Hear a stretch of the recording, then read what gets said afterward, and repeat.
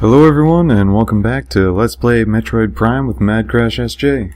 I figured I'd start it off here at the cannon shot. That way we can show off that we got the various suit back. We last left off after taking out Flagra and purifying the waters of the Chozo ruins, and now we are here in Magmoor Caverns.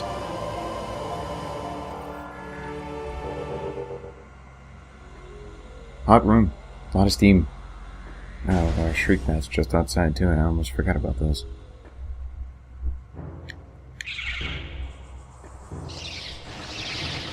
Do not like shriek bats. Very annoying enemies. Then again, I suppose that's where the trope, the annoying bat, comes in.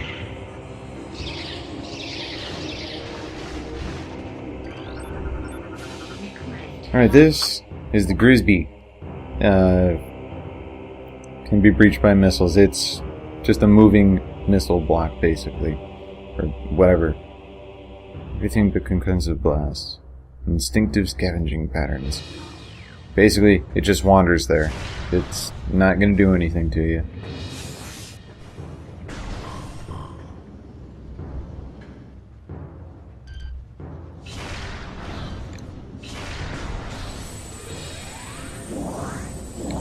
Alright, so we've got plenty of fire. Ooh, that was close. Something else to scan. Alright, we got the Burrower. It's a fairly simple enemy. Easiest way to be able to take care of it is to get a lock on it and then keep your pointer in the center of the screen. That way, when it leaps up, you can get it easy. I wasn't sure I was actually going to be able to jump and reach that. But here we are. And here is a wonderful remix of the Lower Norfair track from Super Metroid. Again, remix tracks from older Metroids, nothing terribly new with that.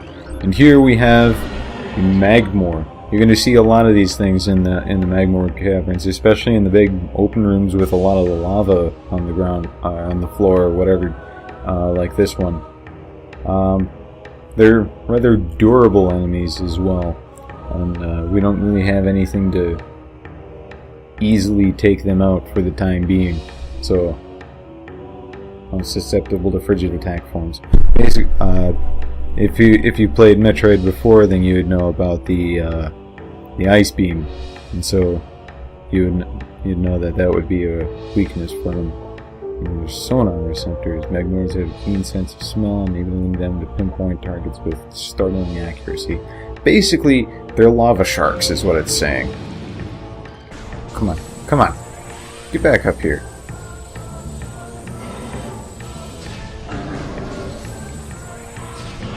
Two charge beam shots, that's all it'll take on Veteran. Ooh, I suppose we should scan these as well. No, not those, these. Puffers.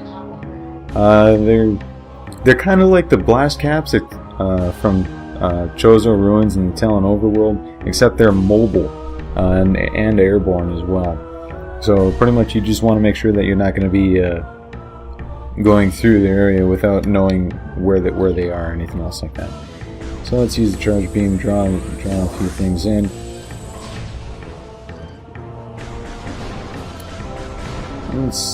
Let me see.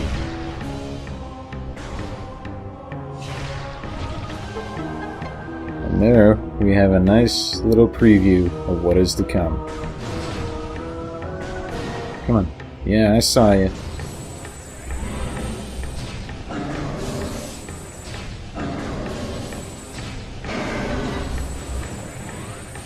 Alright, can we make that jump? Ooh. That's tough to tell.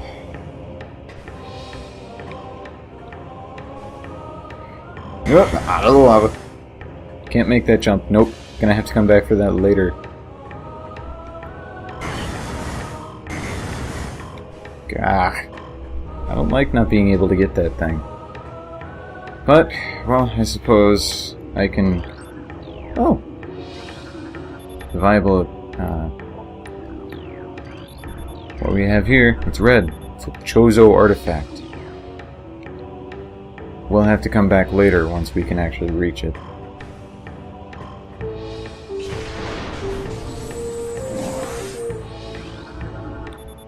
Throughout this sandstone wall. Again, another measure to make sure that you're not coming here unprepared. I mean, sure, Retro did end up limiting the amount of sequence breaks that you can do in Metroid Prime as they released later and later versions for it.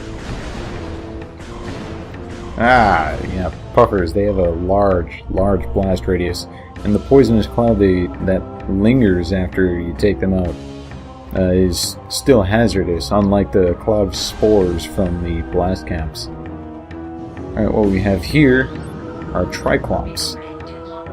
They're either extremely easy to deal with or very irritating, quite possibly both, depending on timing, where exactly they are.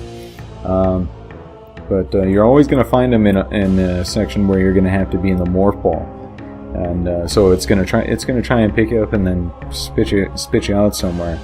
So the trick is to lay a bomb and then get out of the way so that it'll go after the bomb instead of the morph ball. Because once it's got a hold of you, you're not getting out of it. Like that.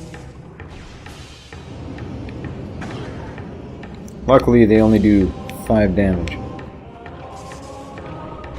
And once you know where they are,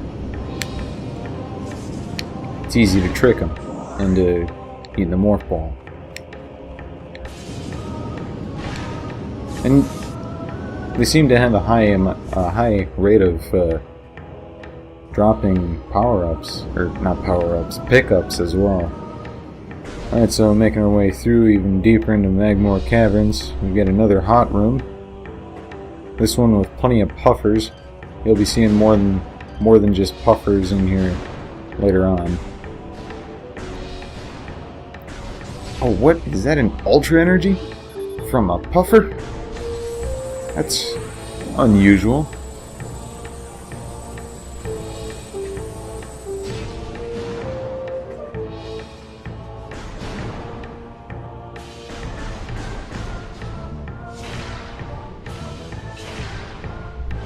Haha!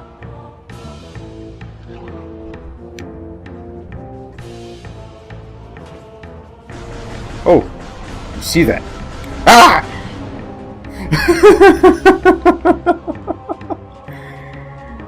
Okay, I wasn't expecting the puffer to come out of nowhere, admittedly. That was bad. Oh, but you saw the power beam shot stop in midair.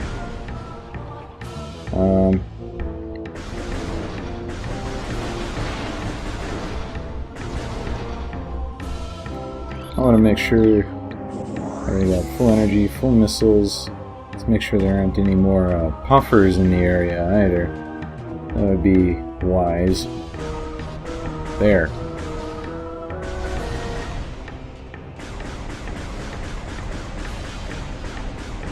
Right there is an invisible platform.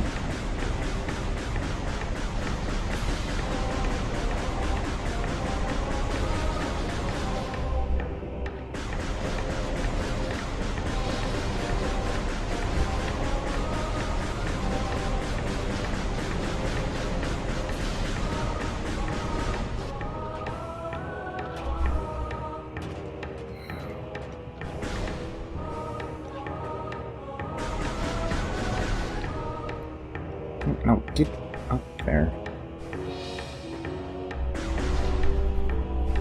Oh, can't jump high enough.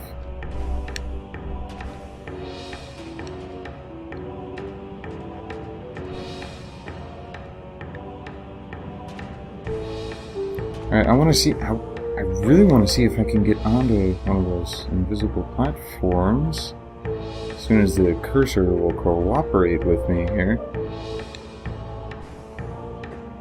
Knowing that missile expansion is there and not being able to get it is very irritating.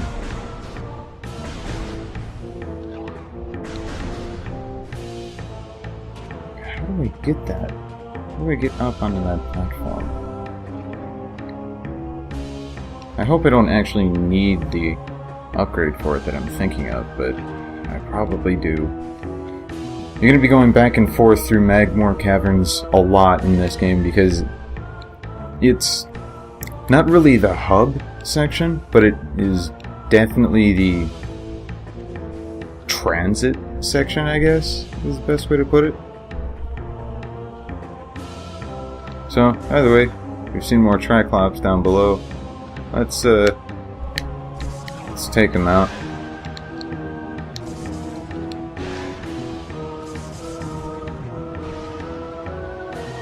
Alright, that's where we were. I think this is the way we want to go. What is this room? Oh, this is the Triclops bit.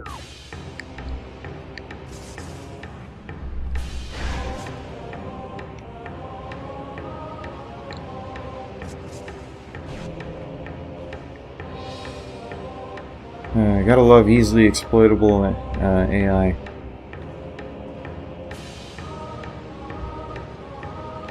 Alright, so over this way we go. Through the Morph Ball tunnel over here. Oh, that's right, that's not until Echoes that the Morph Ball also gets the hazard indication. But we've got a door we can go through. Some crates over here as well. Full energy, full ammo for missiles. Let's head on through and claim our reward. For fearlessly taking on the Triclops, we get a missile expansion. So now we're up to 50 missiles. And we still have...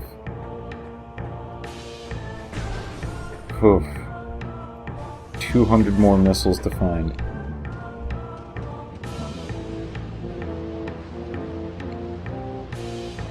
Sounds crazy, doesn't it? 250 missiles at our disposal. Alright, trying to jump backwards up here is not conducive to getting it done.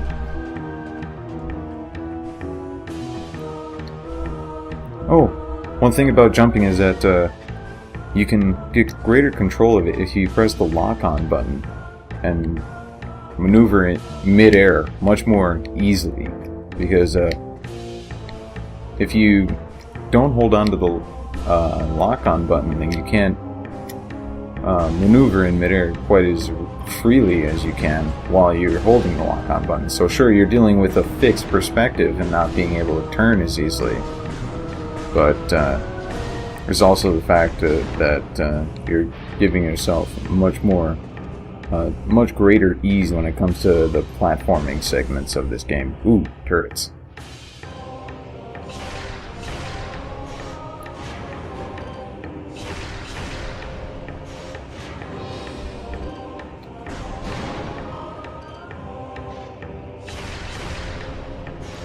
I love how easily exploitable missiles are in this game now.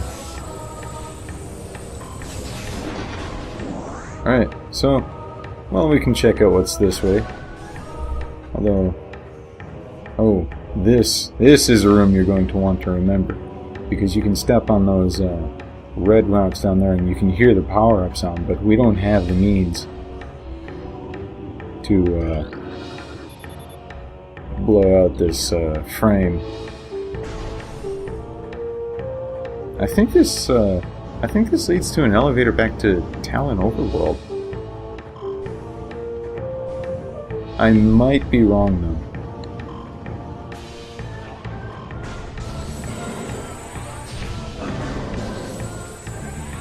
So taking out the Magmoor, that is a trollish position for a Triclops.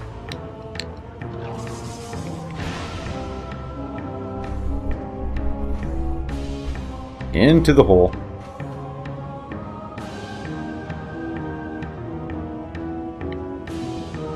And right out on the other side.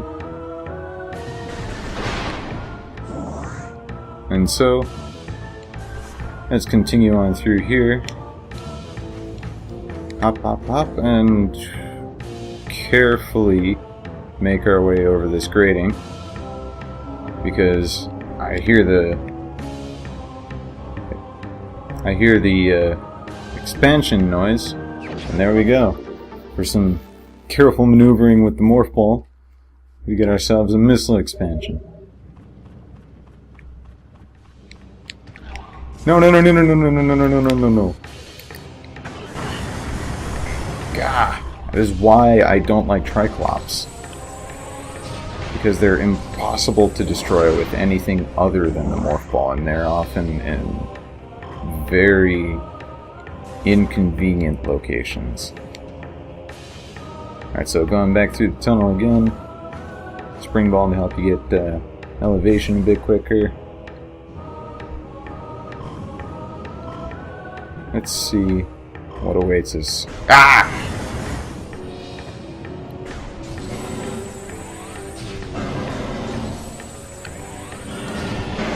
Alright, take out the Magmoor. I think there's another one in this room. I might be wrong. Nope, just the one. And here we are. Talon Overworld West. So let's check out what's on the other side here, and we don't have the means to get across. Not without taking great amounts of damage. So, let's start heading back. Alright. Oh, I think that Magmoor is back too. Yep. Whoa, that was close. Woo! Really close. Oh, wait.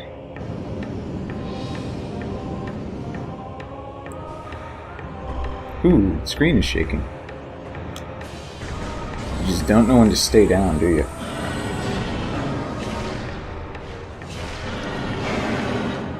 Alright, so if you halfway charge your beam, it's roughly the power of a missile.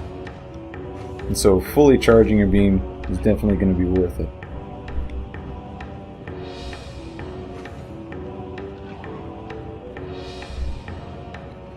Alright, come on. Damn it.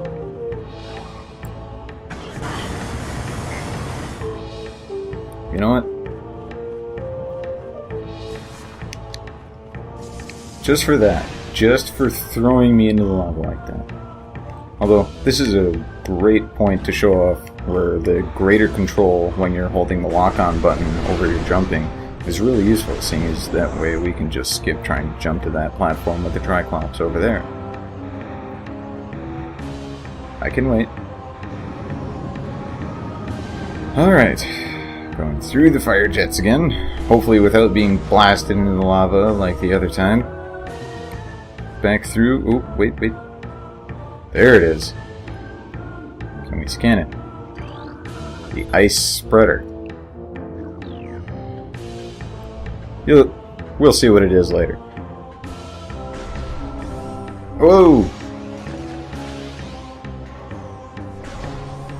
Ah! Not fair.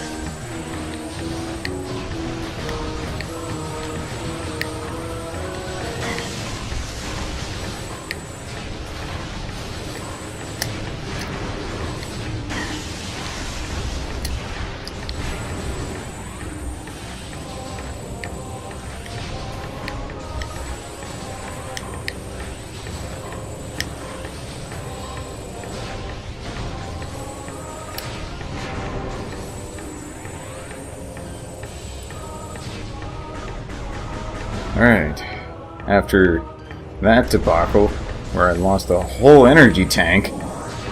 Christ, where's an ultra energy when you need one? Alright, let's just take out more boxes then. And puffers.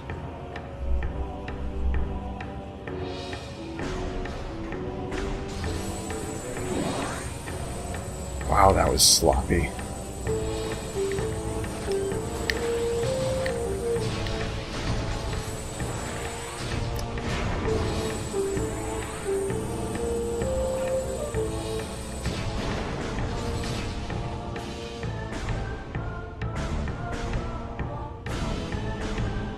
Alright. Make this jump. Hopefully make it in one go, that way you don't gotta come back. And, let's see.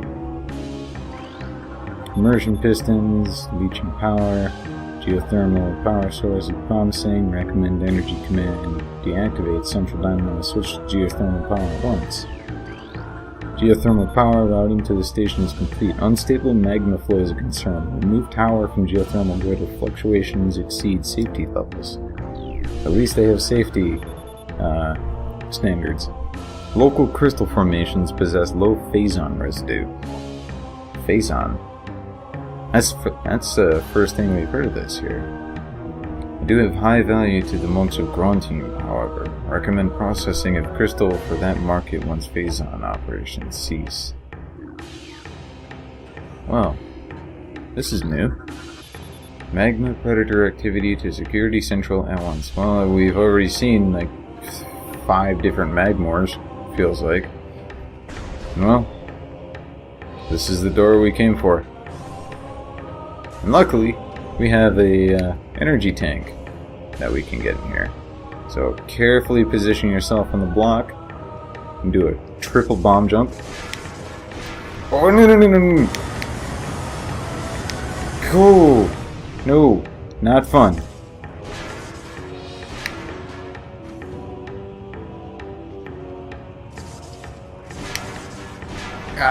Yeah, gotta get up there. That's not something I want to repeat. So yeah, just be good with your bombs. And the energy tank is yours. Pretty much any puzzle that's going to require a triple bomb jump, I'm going to be showing it doing the triple bomb jump, seeing as that's how it was intended to be done originally. And triple bomb jump is more challenging than just using the spring wall anyway. So, if you read the quick scan that I made, we are heading to Phendrana Drifts, an area which I think is arguably, well, without a doubt, Phendrana is the most beautiful area in Metroid Prime, in my opinion at least anyway. As far as throughout the whole series, it's definitely in the top 3, but I'm not entirely sure where to place it, simply because the Prime 2 and 3 have other simply stunning views. So, let's head on through the door and get a good look at this wonderful winter wonderland. Welcome to Phendrana Drifts, with some of the most peaceful music that you're going to hear in the entire game. Become brittle, large traces of radion detected. Oh hey, I guessed right. You know, I could have scanned that. I should have scanned that, but there are others that we can scan. Scan rider. Door directly above has been unlocked, which is good. Alrighty, we're only in the first room of Phendrana and we're making progress in it. And I'm gonna have to go to these little ice floe islands, aren't I? Yep.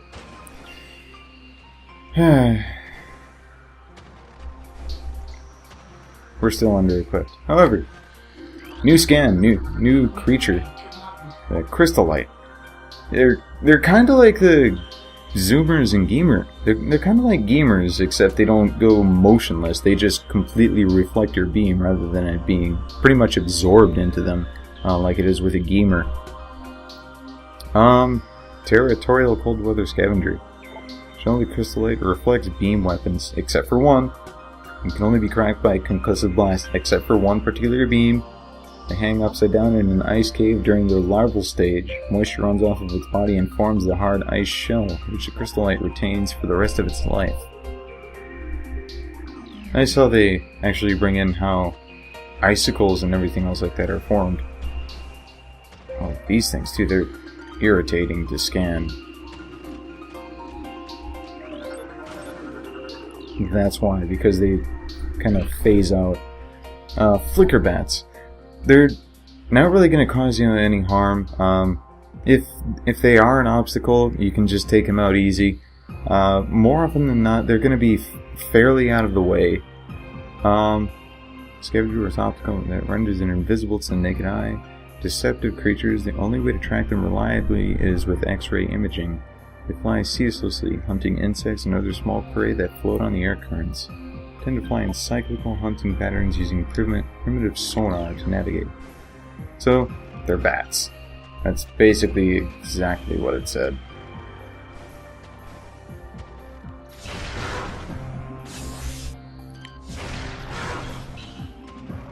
So this is that door we unlocked. That's where we're going to be heading next, seeing as it's the only door that we can reach for the time being, other than this one down here. And yes, I also hear that power-up noise. So, let's head through this door. We've got a couple of things to scan. New personnel must report to the South Research Facility. Failure to report will be penalized by a 30% ration cut and extra duty.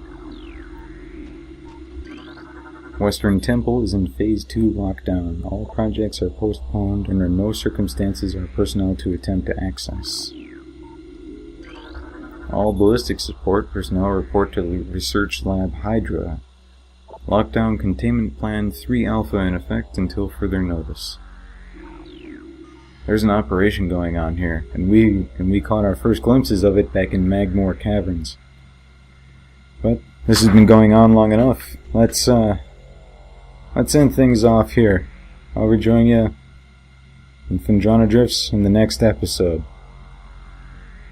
Mad Crash SJ, out.